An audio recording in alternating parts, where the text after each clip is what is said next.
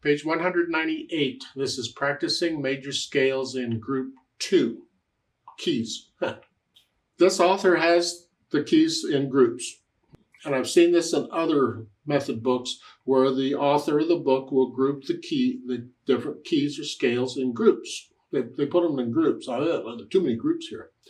They're not the same. People don't agree on what's in a group and what isn't. And this is in this group, and no, over here it's in this group. And I don't use groups. I never used groups. And all the time I was studying, all the time learning piano, I never used groups of keys. We just did them. I went around in circle fifths. Or I would add a sharp and then a flat and then add a sharp and then a flat, and I would do it that way. But the book is presenting them in groups, so here we are. Now, group 1, remember, was all of the keys starting on white except F, and the fingering was similar here. F was different. This one, group 2, I'm not sure how they're doing this one. They have F in here, and they have B in here, and they have G flat in here, or F sharp, and D flat. How these go together, I'm not real sure. That's just because the fingering is all different and everything is different, because F is here, and B is here, and G flat is here,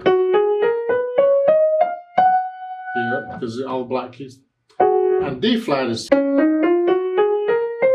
So that's all the black keys. So it looks like for the most part, it's all the black keys except for the key of F. For some, maybe they just threw F in here because it was, don't know what to do with this, we'll stick it here. But the others are using all black keys. You just have a couple white keys which the thumb plays those. Arpeggios, same thing. Here, F is just like the other white key F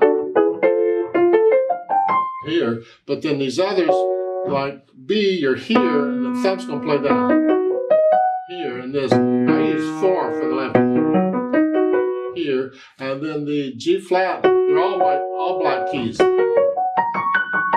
And then this, again, I use 4.